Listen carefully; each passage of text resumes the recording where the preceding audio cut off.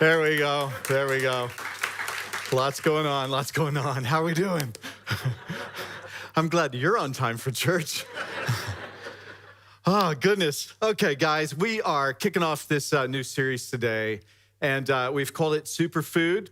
We're going to be looking into the book of Proverbs, tucked away about halfway in your Bible in the Old Testament. Primarily written by Solomon, the son of David, the third king of the nation of Israel, with a few other authors kind of contributing as well.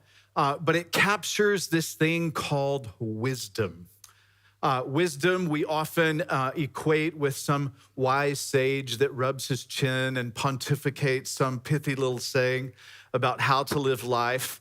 But when we look at biblical Proverbs, what we get is the wisdom of God. And you and I need the wisdom of God, right? Every culture has proverbs. We have sayings that we use that capture the essence of life or experience. Let's just see how you do. Let me give you a few of them. In English, nothing ventured, nothing gained. There you go. You're one for one. Don't make a mountain out of a molehill. Who's making mountains out of molehills? Stop doing that, right? Or this is my favorite. Don't throw the baby out with the bathwater. That was a real problem. People throwing babies out. They just drained the tub and threw out the baby. Evidently, this one was, the idea was to extract the good in a situation, right? The idea may not be fully embraced, but it doesn't mean you have to get rid of the whole thing. You know, keep what is good. Last, we would say, look before you leap, right? Be cautious. So every single culture has proverbs, all right? Let me see if I can remember this one. Yum soy si yun. Yeah, the good. Your Cantonese is so good. Yum so si yun. Right? So it means, of course, when you drink water, consider the source, right? So, think about the source of something that comes to you, right? So I actually had another really long one, but I chickened out. I can't do it. But I'm going to flip the switch and go to Mandarin. Hao, shui xi, tian tian, xiang xiang, right? Gosh. So many languages. So this one's straight from Mao's Little Red Book. Do you remember that one? Published in the 60s. It had 200, originally 200. They added some later. Little pithy sayings like this. Hao, shui xi, tian tian, xiang xiang. Study hard every day and you will improve, right? Every child hated every parent saying this, right? Just a reminder to study, to do it. So we're going to look not just at cultural proverbs, but at God's proverbs, right? Straight from the mouth of God, if you will, wisdom that contains advice on how to live life. Now, if we were looking at Psalms, it teaches us how to worship God, how to adore him, how to move your affections from the things of the world to the things that are eternal. Right? That's effectively Psalms. Now we move to Proverbs and we take our gaze away from the heavens and we move to life. Proverbs tells us how to take that faith, how to take your understanding of who God is and apply it to life, how to practically navigate life and all of the curveballs that it may throw us with wisdom. Now, why is wisdom so necessary? See, at least 80% of all the decisions that you make require wisdom. There's no definitive answer, right? Now, for certainly, there's some definitive answers right here. Should I kill somebody today? Do not murder. Okay, right? There's some correctives you don't have to pray about. You know what it says. Should I steal from church today? Do not steal, right? So there's some definitive things that are spoken here. But the bulk of what we know about God's word is that it gives us wisdom. For the 80% or more decisions that you make that require you to think and to take in the principles of God and your faith and then make a decision. There is no right A, B, C, that this is God's will and that is not. You have to apply wisdom to that. So many times people get this wrong, right? The number one question that people have in counseling is some form of, what is God's will, right? You pray about this. You want to know this. What job should I take? What girl should I marry? What school should I go to? What is God's will? What treatment plan should I embrace? What is the will of God? And that's a very normal and healthy and good question to ponder. But so many times people have an approach of discerning God's will where they just kind of, hope that God will direct their finger as they open up the Bible and they read a verse, right? Or sometimes people rely on circumstances. God, just give me a sign, right? And they will look for everything and, oh gosh, it's a pin. That means I should do this. Or, what is God doing? He put a pin in my life. And they try to read God's will in everything that's in front of them, right? Coming from a good place, I want to know God's will, but I'm not sure how he speaks. If only he would just write it in the sky. And so most of what we need to know about God's will is found in applying wisdom. And that is what Proverbs is all about. Hakam is the Hebrew word. 120 something times it appears in the book of Proverbs. To pursue wisdom, to put wisdom around your neck, to obtain wisdom, to be careful not to be a fool, instead be a wise person. Proverbs will get very practical as well. It will talk about money. We'll talk about debt. It will talk about friendship. It will talk about marriage. It will talk about temptation. We'll talk very practically about a lot of these different subjects. But the overarching theme is, how do you apply wisdom in all of these different areas? And so the need is great for every single one of us to have wisdom. See, you can have a good heart and you can be a moral person and you can still lack wisdom. Take, for example, you encounter a family in need. They're poor, they have medical needs, they have all sorts of needs. And you, if you don't have wisdom, but you have a good intention and a generous heart, you could mess them up. You could handle that situation wrongly if you don't have wisdom. You can be right. In a conversation with a friend, you can actually be right, have the right answer. But if you don't navigate that conversation with grace and kindness and love, you and your right answer will ruin that relationship. You need wisdom. It's the how of life. Psalms teaches us the who, worship God. In Psalm 14, David will say, the fool says in his heart, there is no God.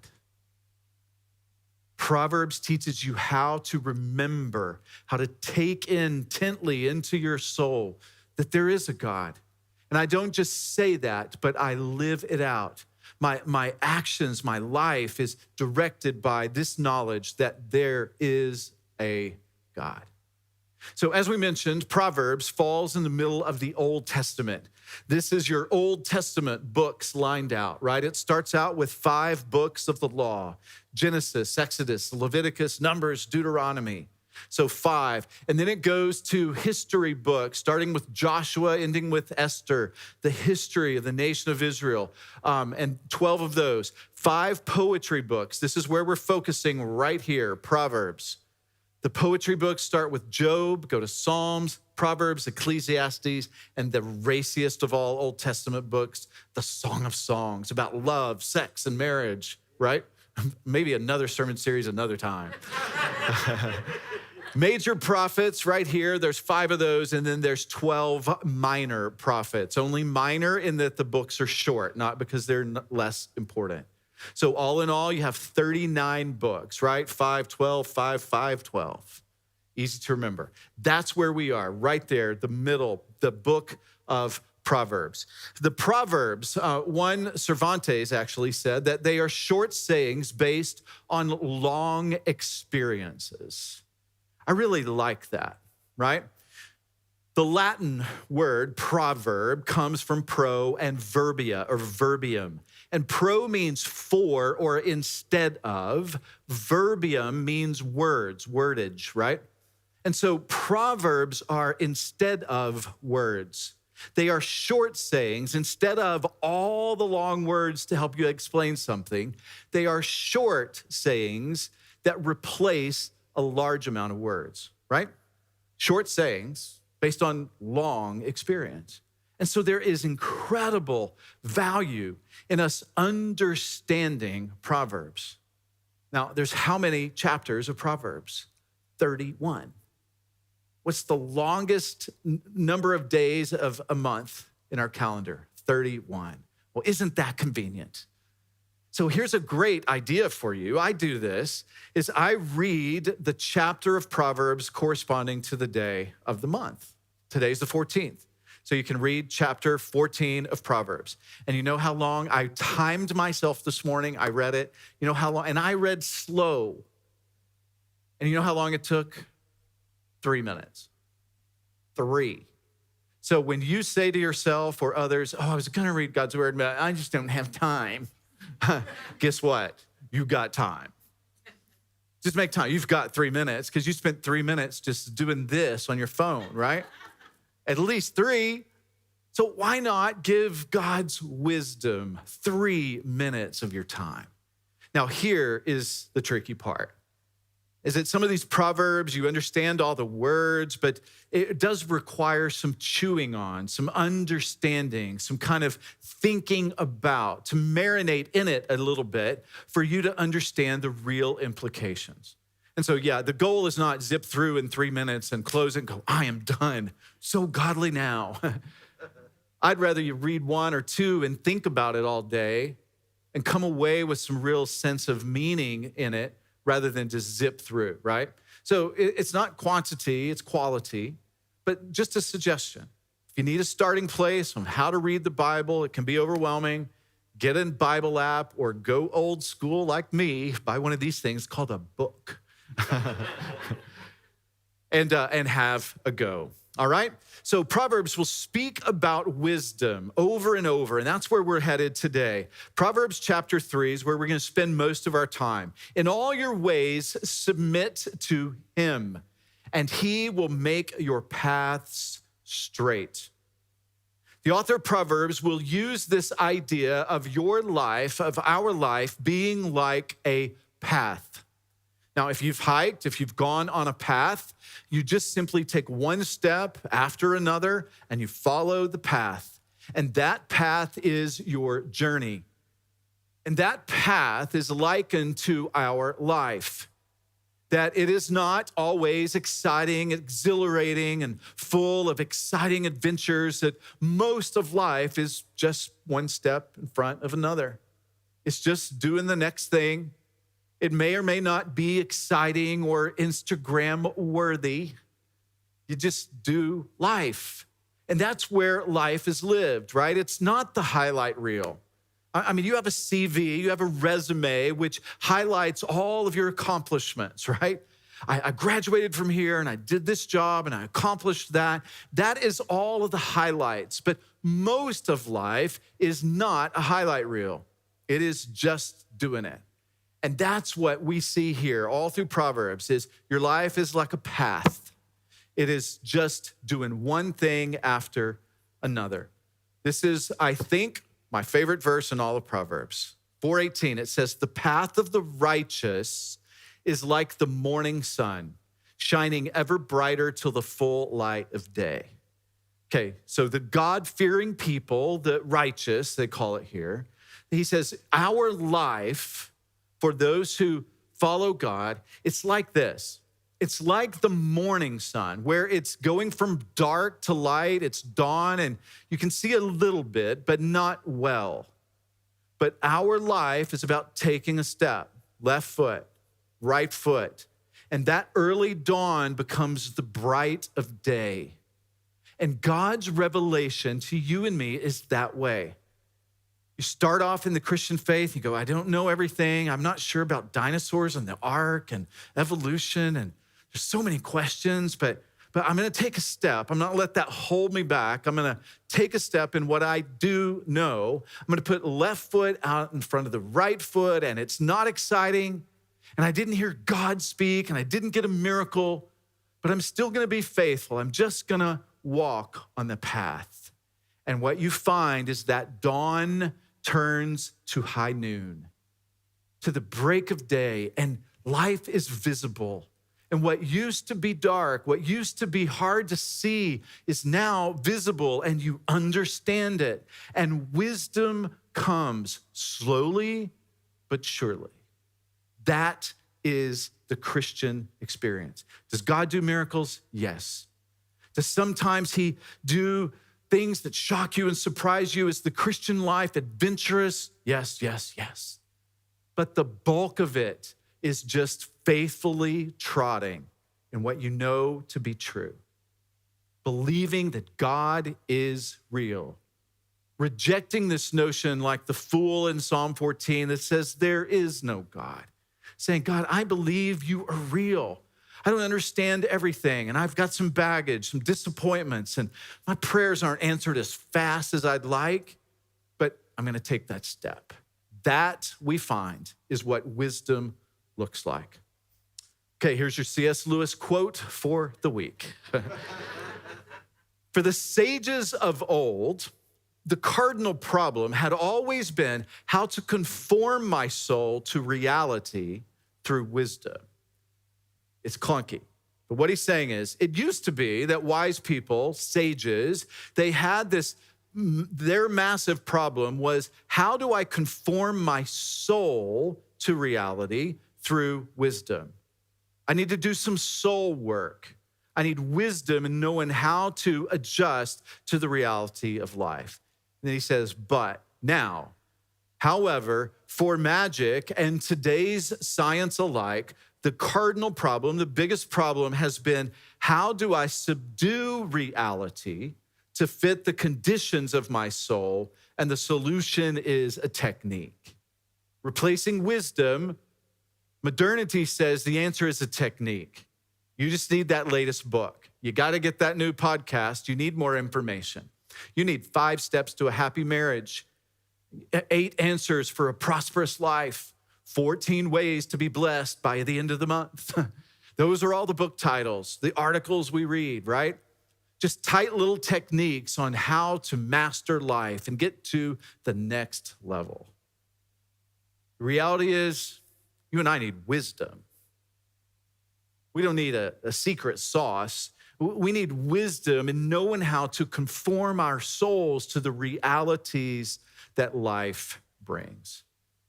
Said another way, wisdom can't be microwaved. There's no shortcut. You can't just cram godliness. It's just made up like walking a path. You just take a next step. And you don't really notice change in one step. You can't even still see the destination, but you just take the next step. And you just plod away. And you pursue God, and you change your thinking. You adjust your behavior. You make some adjustments, but none of it's really especially sexy, exciting. You're like, God, where's the blessing? It's like, keep stepping, left foot, right foot. I thought it was gonna be more exciting. Keep going. And you plod, and you're faithful, and you wake up, and you repeat. You just do it. And see, this is where Christians so often kind of give up or concede defeat. They take a couple of steps, and they're like, I was thinking more. I still got some problems. I'm gonna take another step, but God, come on, change this already. He's like, just keep walking. I'm gonna change you. Oh, okay. But I thought it'd be more exciting and sexy. I wanna hear your voice. Where are you? You got a miracle? He's like, keep walking. Keep walking. I'm doing it. And in that process, that slow, deliberate, steady process, God shows up because he's always faithful. And what you need isn't God shouting from the mountaintop or careening out of the heavens. You need the presence of God in the daily routines of your life. Wisdom is what we need to accomplish that. See, we live in an information age, don't we? We live in this information age in which the amount of information that we have gets multiplied quicker and quicker and quicker. One article I was reading said that by up to the year 2003, you take that amount of information from all of history to 2003, that bucket of information, that now we get about every 2 weeks. We repeat it, right? It's like drinking from a fire hose. And in this information age, we're tempted to think the solution to my problem is I need more information. What do I search? How do I find? What do I read? What do I listen to? Oh, what did you hear? Where'd you hear that? Oh, you heard that? You watched that? Oh, okay. We're trained to think that information waiting around the corner is the secret to unlock whatever discontentment or confusion we may face. What we need is wisdom. Because you can have all that information, still be a fool. You can be really smart and really mess things up.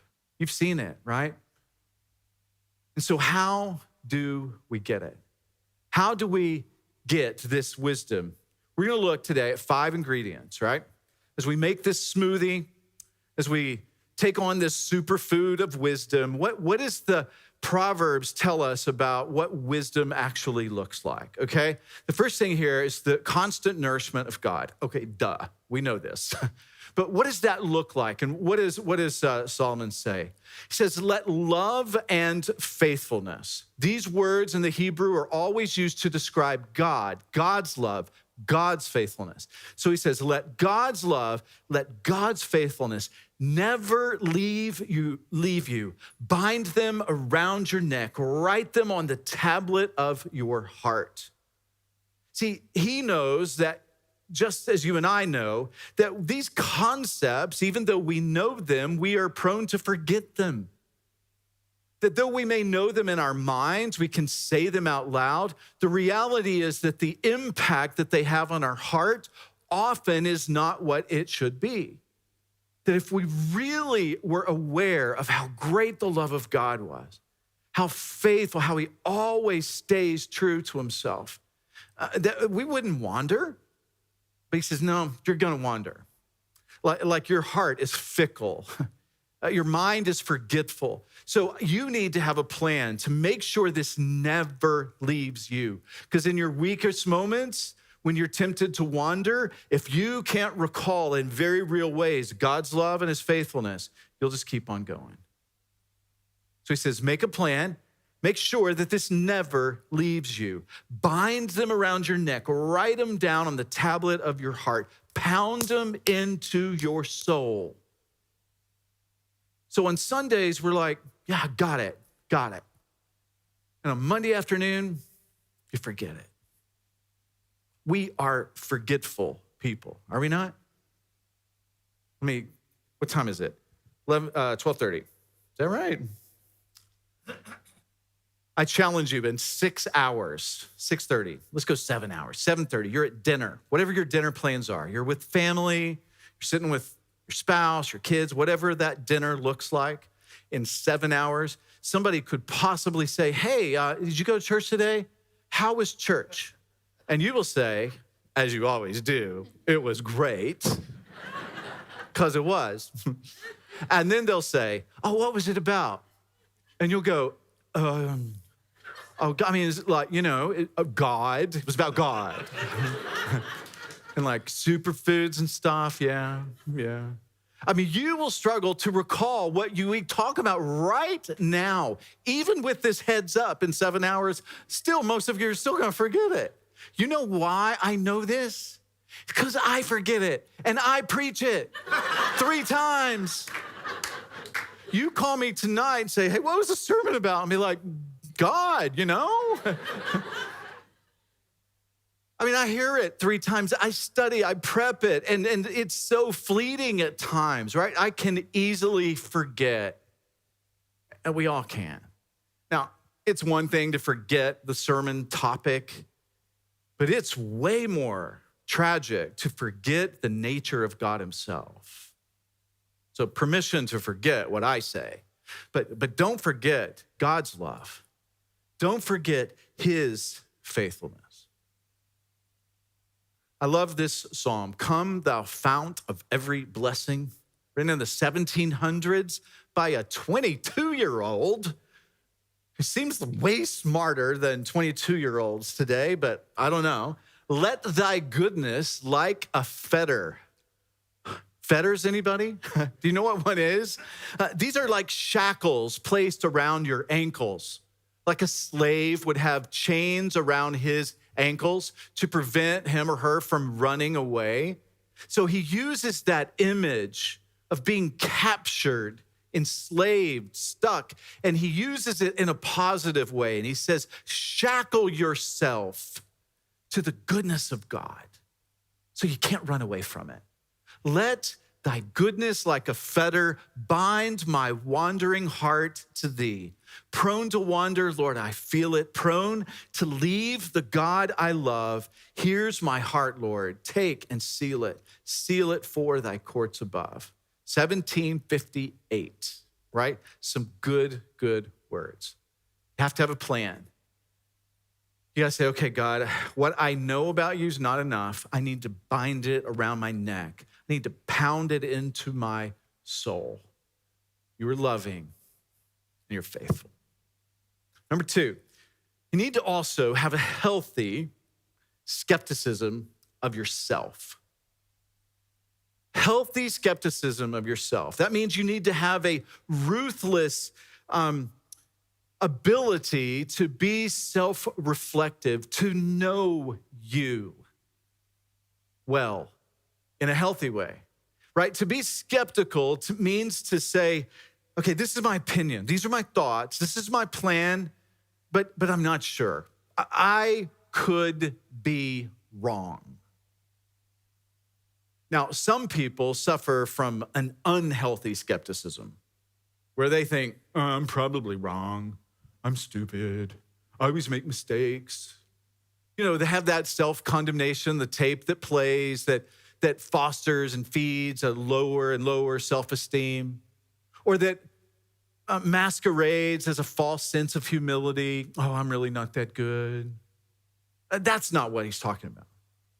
What we're talking about is a healthy skepticism where you can make opinions, you can make plans, you can assess the risk, you can have ideas about how to move forward, but you also couple it with the little asterisk that says, but I could be wrong. A humility that realizes that you are a fallible human being, that you don't know everything in the world. And it's just possible that the solution involves something outside of that little small circle called your knowledge. Maybe there's something else out here that you're missing. No shame in that, because it's every single person. A healthy skepticism. Trust in the Lord with all your heart and lean not on your own understanding. You have an understanding, you have a perspective, a view, a preference. You have opinions, but he says, have a healthy skepticism toward that, because it could be that trusting in the Lord and asserting your opinion are two different things, two divergent paths. So trust in God and then submit your opinion. Say, I could be wrong. In all your ways, submit to him, and he will make your paths straight. There's that word again, the path. God's just saying, I'll make it straight. Submit and concede. Concede that your ways might not be right. See, we've all seen this happen, haven't we? Where people just won't listen. And you give them a warning as kind as you can, and yet you realize you're not going to take this advice. You're just not, right? You talk to that that guy about the girl that he's dating, and he's so smitten. He's lost all rational thought, and she's gorgeous. You're like, you know what? Tell me about the relationship. Yeah, oh, she's just great. She's beautiful. She's blah, blah, blah, blah, blah. So are y'all communicating well? Well, she's not much into communication. Oh, okay. So how are y'all doing? What are y'all doing? How are you hanging out? What's going on? Yeah, well, we go to movies a lot. You like where you sit in a dark room and watch something and don't talk? That kind of non-communication thing? Yeah. The relationship's growing. It's going on. Yeah, she's so hot. She's fine. And you're like, okay, dude, you are seeing things with your eyes, but you're not able to rationally evaluate what's going on. And you're so committed to your own desire that you have blocked out all wisdom coming, and there's really nothing you can say, you know it. You're like, hey, bro, maybe you ought to slow it down a little bit. Maybe you ought to kind of tee up some good conversations to see if you really have similar, if you mesh, because it looks like there's a lot of differences between the two of you. Oh, it's great, man. Opposites attract. Oh, okay. And you watch him just walk off the cliff, right? And you're like, I don't do this. It's not going to end well. But sometimes people will trust in their own understanding and let their desires and passions and expertise get in the way and dumb down and mute all other voices around them.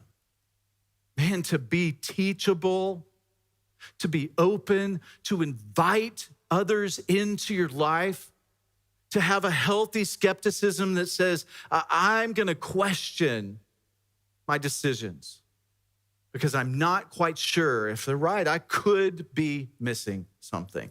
What wisdom? Lean not on your own understanding. Man, I just cringe every time I hear someone say, well, I'm just going to follow my heart. Oh, gosh. Well, I'll pick you up when disaster happens because your heart is not a good thing to listen to. I mean, your heart deceives you. I'm just going to follow my passion. Oh, good luck. Okay. And I'll be there and I won't say out loud, I told you so, but just know in my mind, I'll be saying, I told you so. I may pick you up. Let's get back on that path, right? For us to foster a healthy sense, skepticism on yourself. Now, what good is that if you don't have a prioritized role of other people, right? If you know enough to pursue God and you know enough to question you, but you don't have good relationships around you of other opinions, perspectives, then you're just kind of questioning. See, you need to fill that vacuum, that hole that is filled, space is made when you kind of question yourself. You need to fill that in with wisdom from others. This is an art form, and very few people do it well. To be teachable, to be open, to give others permission to speak into your life. No matter what age you are, the issues may change, the temptations may change, but the heart is prone to wander just the same. Say, okay, help me. Hey, what are your thoughts about this? Help me understand what may I be missing in this situation? What great questions. I had a guy this very week. Sat down, had lunch, and I'd been in a meeting with him and someone else, and he asked me, the meeting kind of got a little testy, and he said, hey, was I out of line there? Was I missing something? Thought, that's wisdom. You invited me. You knew I was there. You knew I had an opinion. You invited me to speak into it. And in this case, I said, bro, you didn't miss a thing. You were fine. You handled it well. But if I had had a different assessment, if I said, I think you were a little out, I think you missed that, he would have been equally responsive. It's hard to do, isn't it? To accept criticism, even when you ask for it, to accept it, it's hard to do, but that's the decision. That's the step.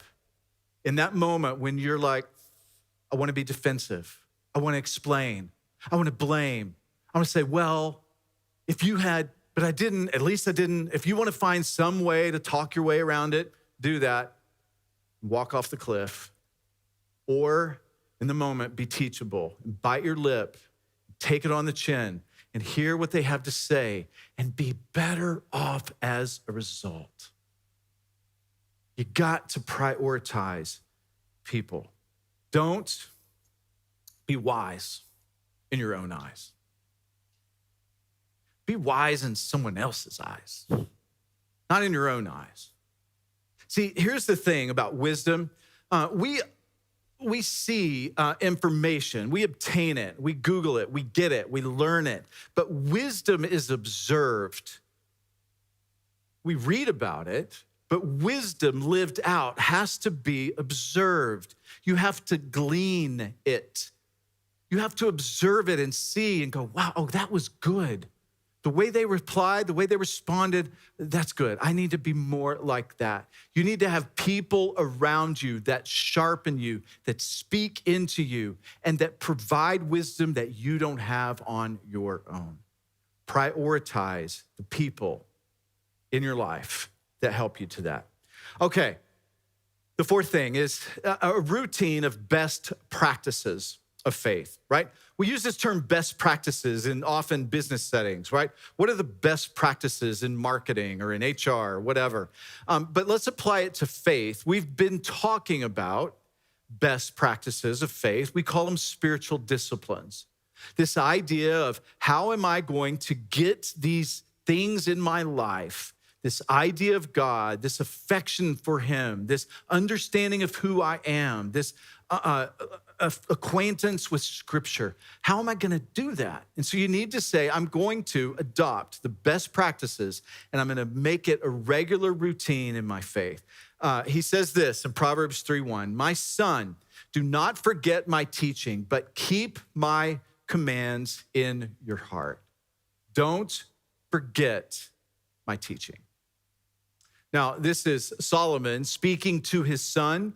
And this was a group of proverbs that had been compiled probably for teaching of a boys' school, for those training to be rabbis. So that's why we see over and over this idea of my son. But certainly it applies to every single one of us. My son, do not forget my teaching. So you got to have a way to kind of get these things in your life. You know, maybe you need to create a Spotify playlist or whatever you use for music. And you need to kind of replace the current favorites with some worship songs. How about that? You know, put it together. Listen to these songs, write in the titles, add it, star it, heart it, put it in your playlist, and decide, okay, I'm going to take this in on a Tuesday or a Wednesday. I'm going to remind myself of the character of God outside of that 1 hour on Sundays. It's a great little discipline. It costs you virtually nothing. You listen to music anyway, but choose music that's going to actually inform your soul. I woke up this morning singing a tired country and Western song about drinking whiskey. And I was like, okay, it's the Sabbath. Why is that the song I woke up early morning singing this random song about you're the reason I quit drinking? That's the title. Okay, Brett, we need to kind of redirect our heart and our soul, right? But the reason those lyrics were in my mind is because I'd heard the song earlier in the week. It's catchy, it's clever. I played it again, listened to it. It's not even a new song.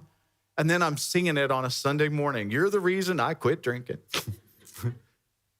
See, not to vilify all of that. You don't have to listen all worship music, but why not listen to some worship music? Why not that be an option in your life? Decide 31 days a month, I'm going to read whatever chapter the day is. That's easy, 3 minutes. You've got that amount of time, right? Build in some disciplines. And the last one is this. Perspective on problems. In chapter 3, he goes on, pursue wisdom. Don't trust in your own understanding. That as you walk this path, know that God will reveal himself. And then in what seems like this non sequitur, there's a jump off where he starts talking about problems. We're like, wait, I thought we were talking about walking with God. But see, here's the thing.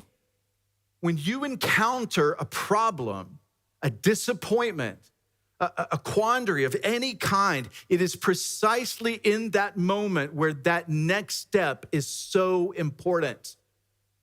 Because it's tempting to sulk, to lick your wounds, to feel victimized, disappointment, to let that overcome your emotions to drive your faith. He says it's in that moment that you need to take every thought captive. You need to remember God's love and his faithfulness. They never leave me. And you need to step right on into those problems. See, Christians are not immune. We know this. But somehow we're still shocked. We're not immune to life's disappointments. The rain falls on the righteous and the unrighteous. We know it. Christians get cancer too. But somehow Christians easily get derailed when disappointment comes. And so wisely, he says, pre-decide. How are you going to handle problems? What is your perspective going to be? He writes this, my son, do not despise the Lord's discipline. Do not resent his rebuke, because the Lord disciplines those he loves as a father, the son he delights in. So he gives this image of a father and a son where he disciplines the son. And he says it's not just that he loves him, he delights in him. He has this joy, this delight in his son. And as a result of that, the vision for his long-term health and success requires that he discipline him. That he say, no, you can't do that. You need to do this way. And the son, at first glance, does, why? I want to do that. I want to play in the road. No, that's not going to be good. Come back here. He says, you need, in the moment when you hear, don't play in the road, you need to have a bigger picture of life, of what is happening. And you need to have the ability to not despise the Lord, to not resent his intervention. If things are not going your way and you want to just play in the road, and God redirects you, you need to have the wisdom then to say, okay, your ways are good. This looks good, but your ways are better, and I will choose. I will not resent. I will not despise. Probably none of us have ever uttered that word. I despise you, God. Or I resent you, God. But perhaps it's pretty descriptive of where our heart has been before God. Disappointed, dismayed, confused, comparing our life to others, feeling like you got the short stick. Whatever it is that leads you to a point of saying, God, I want more. That is despising. That is resenting.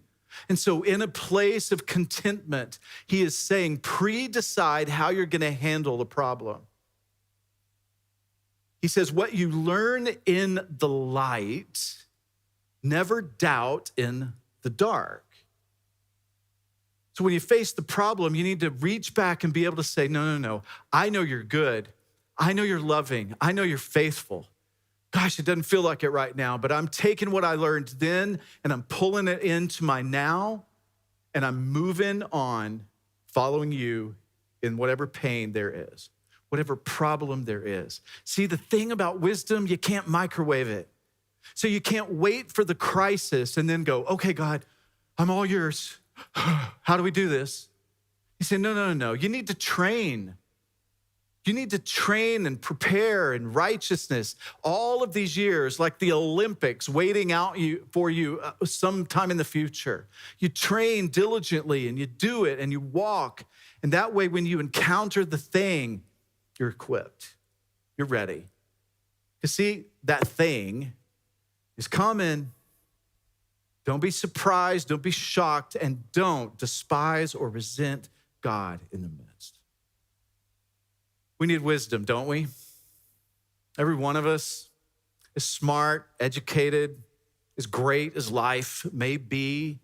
We need wisdom because at least 80% of the decisions that you make are an art. It is applying what you have in the knowledge of God, applying it to the circumstances of life. There's very few things, though some, that you know are black and white. Don't murder, don't steal. But in navigating tension in relationships and looking at how to manage your money, how to invest, and making decisions about careers and parenting children, all of those kind of soft skills, we need wisdom for that stuff. And God is the source. God, we're grateful. We thank you that you are our nourishment and that wisdom really comes from you. And so, God, give us a healthy dose of self-skepticism. Give us a contrite and humble appetite for you. Surround us with people that are good for us and give us the courage and boldness to let them in and let them speak. And God, give us wisdom about pain in this life. It derails so many so fast, but we want to stay. And so help us to remember what we learn in the light as we face the dark in the future. We're grateful in Jesus' name. Amen. Amen. Let's stand. Before we wrap up this service, let's have this song to worship the Lord together.